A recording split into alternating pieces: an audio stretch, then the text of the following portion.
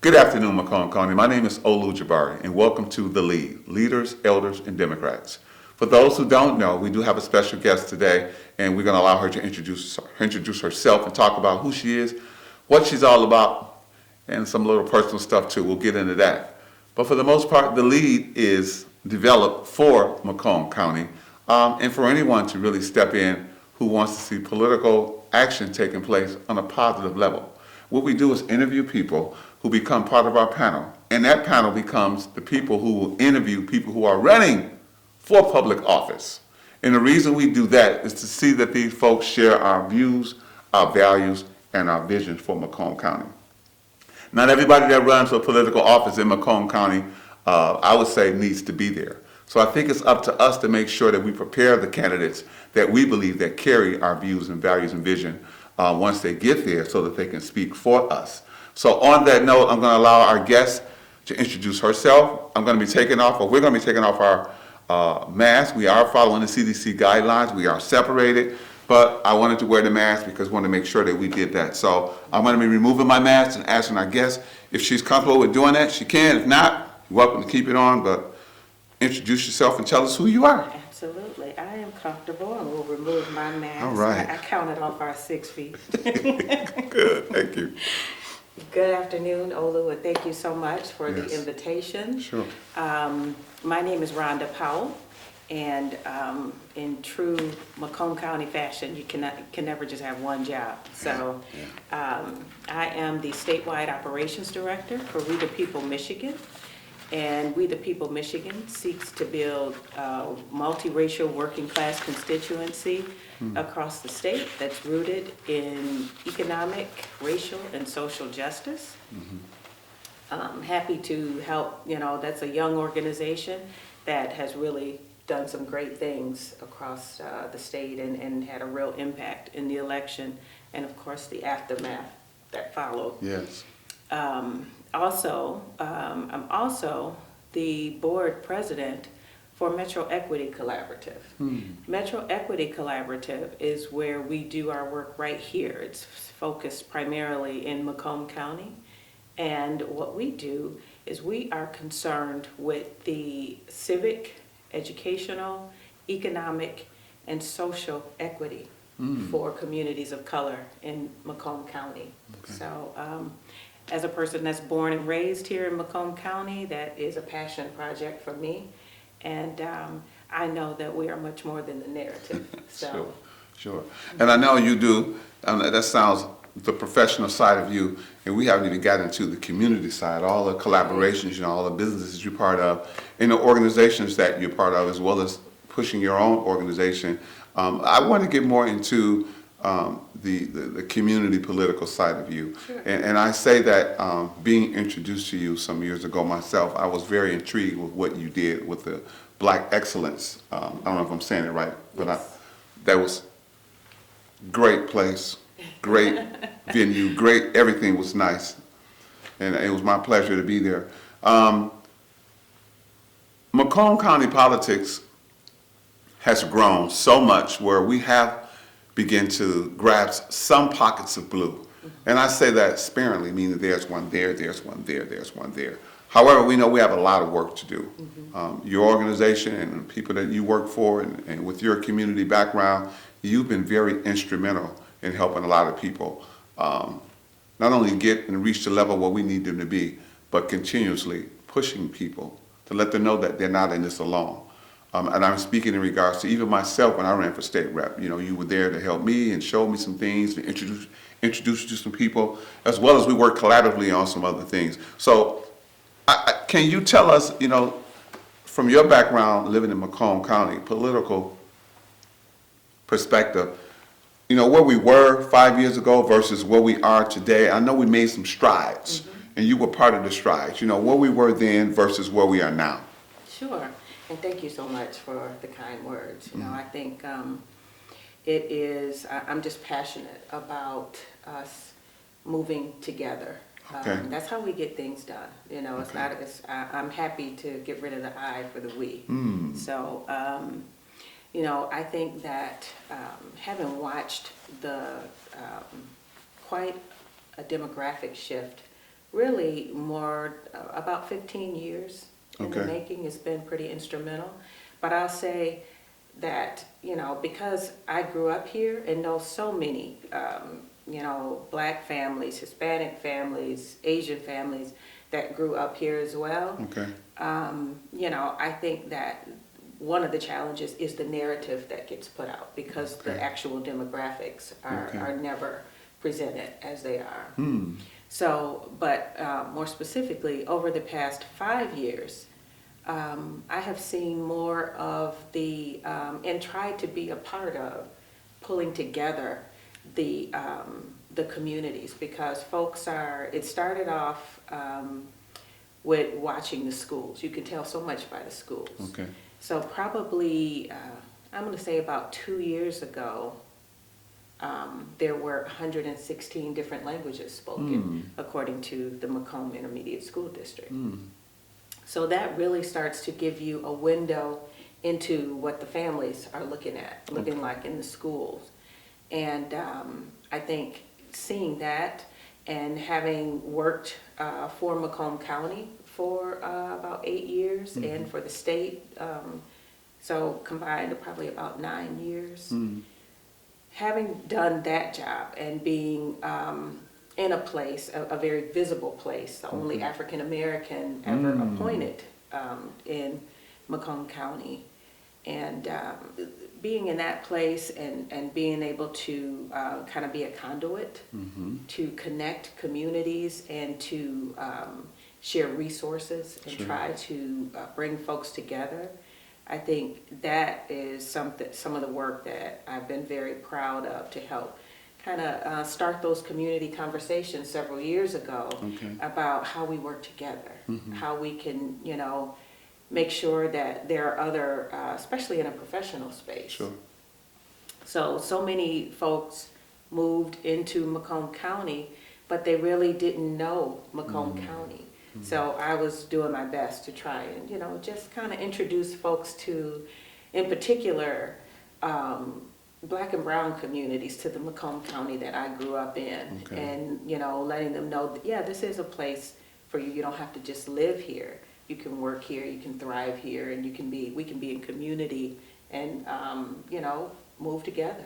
Okay. And that's two things I heard you say. And I know about, when you were appointed in Macomb County, when that lens is as narrow as it has been, you've helped widen that lens, meaning that we now have some young African American females who are in office now. We have some young Black men as well as Hispanics and Asians and other people who are in office now. But in Macomb County particular, the politics here is so different where it carries not only the state but the world. And we go back to the last election prior to Biden. We know that Macomb County, all of a sudden it became the place to look at as to what's going to happen in Macomb County. Even with this election, everybody looked at what's going to happen in Macomb County. And I'm saying that to say this to you, as an African American woman, as a Black woman in Macomb County, based on what you've done, you would look at it and go, okay, yeah, I did that. But no, you did more than just that. I think we have to make sure we give people their roses while they can smell them and say, hey, yeah, you were a part of this, but it doesn't stop there. No. And I see that in you, that when you talk about being a part of this and a part of that, you've never had an ego-tripping thing about who you are or what you've done. You've always been helpful, honest, and you stepped in when you needed to, and you've been instrumental, definitely in the last couple of years that I've been here, to step in and just help out wherever you could. And I think we need more of that, and we don't have that from our own people.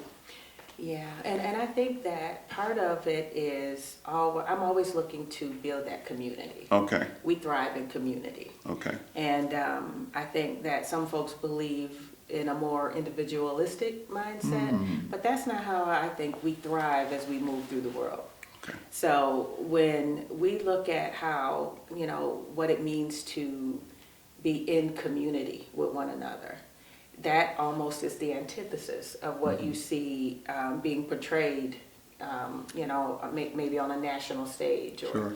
So as far as the politics in Macomb, I think that in 2016, what we really saw was the pendulums really shift back Oh, yeah. to the 80s. Because Macomb County, if you notice nationally, the references to Macomb County was to the Reagan Democrats. And so even back in the 80s, there was a push at the top of the ticket. There was a shift from Democrats to vote for Ronald Reagan and then vote down the ticket for Democrats. But Macomb County, I think one of the things that we really have to focus on is we need to make sure that people are who they say they are when you come in to represent communities of color, and in particular Black communities. Okay. There's always been strong voting blocks in Black communities, and if you look at the gerrymandering trends over the years, then it's very evident those voting blocks that were deliberately broken apart. But the Reagan Democrats, I think what we saw was more of an economic, what was visible was the economic vote for President Reagan in the 80s. But, you know, even there were racial undertones even in President Reagan's election.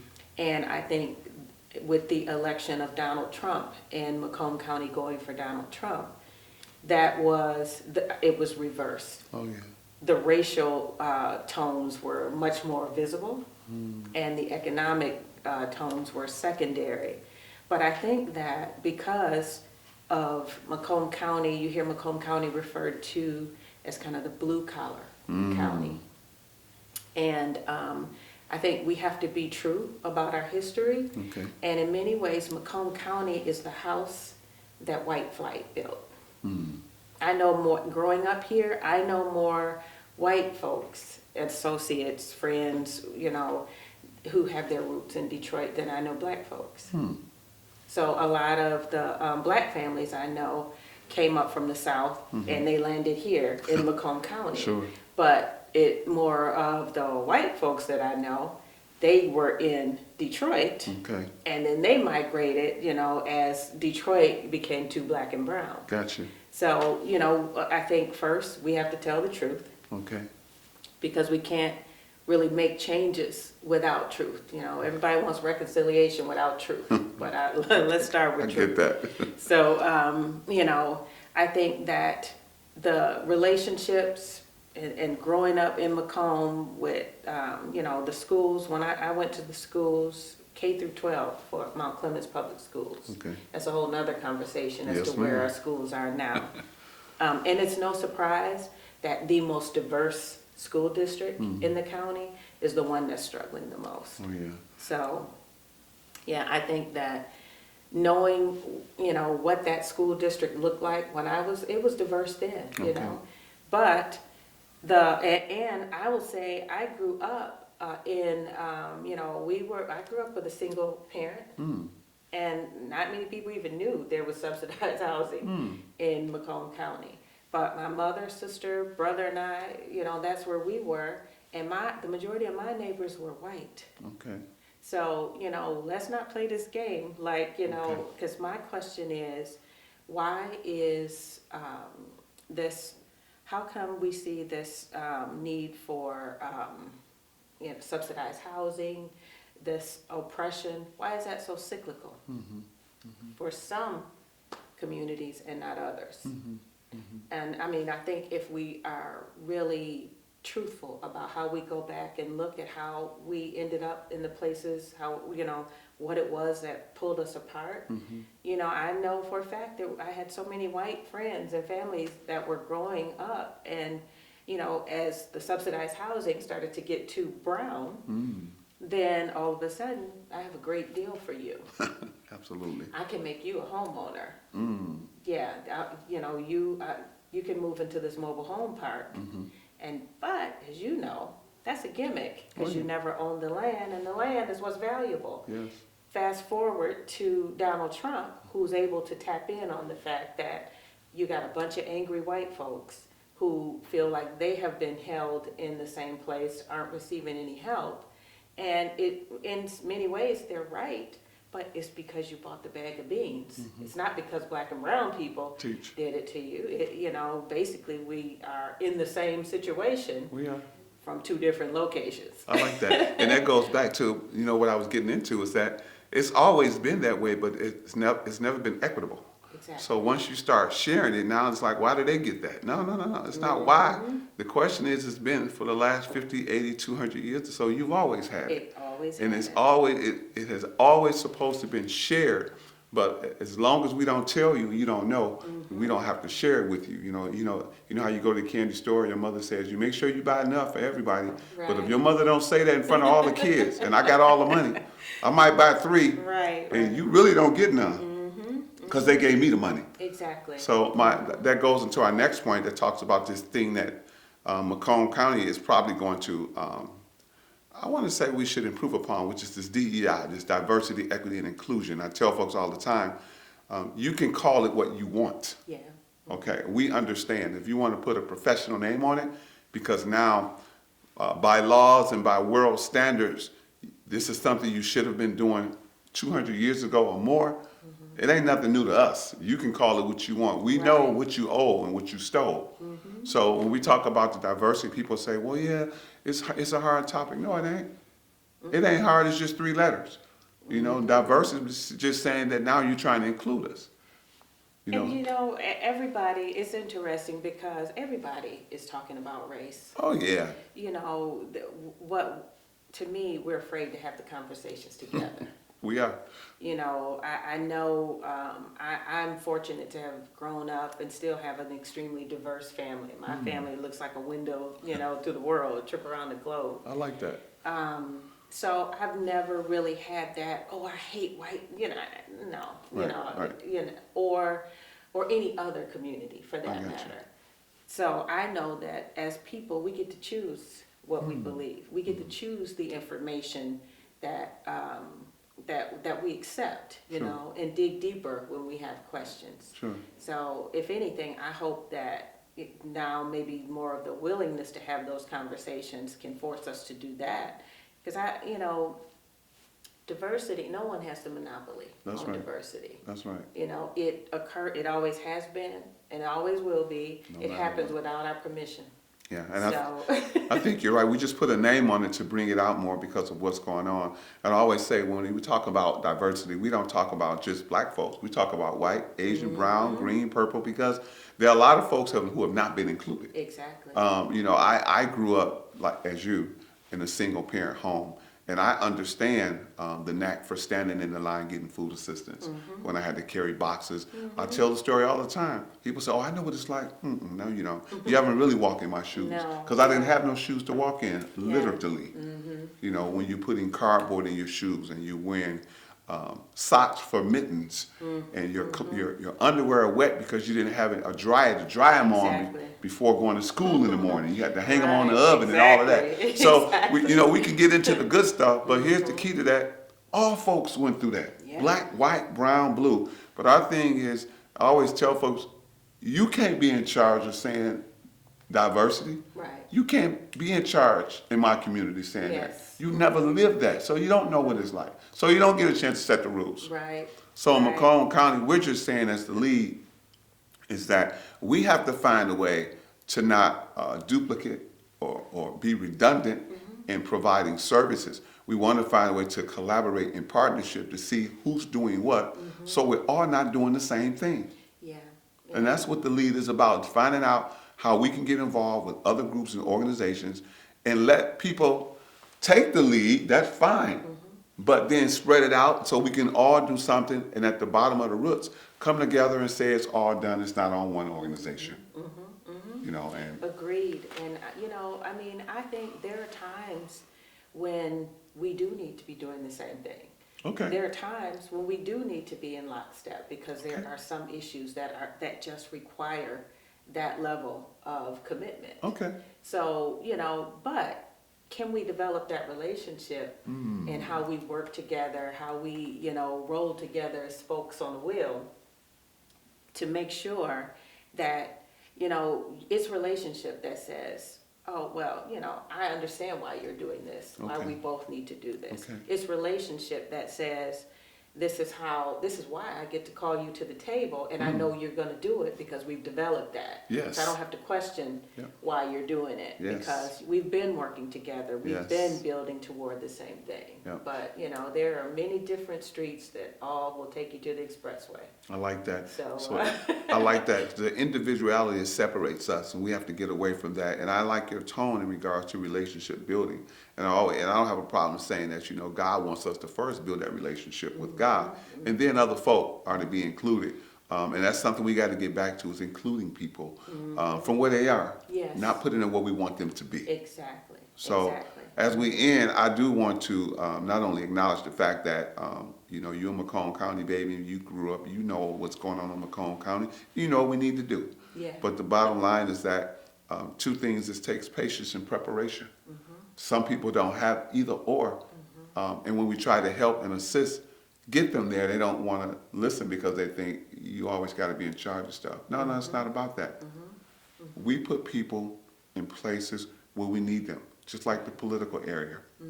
When I ran for state rep, I was excited about it, and so were many thousands, and that's a great thing. Yes. And then I was asked to run for U.S. Senate, and I decided not to because, again, is this what Macomb County needs me? Right. Probably not right now.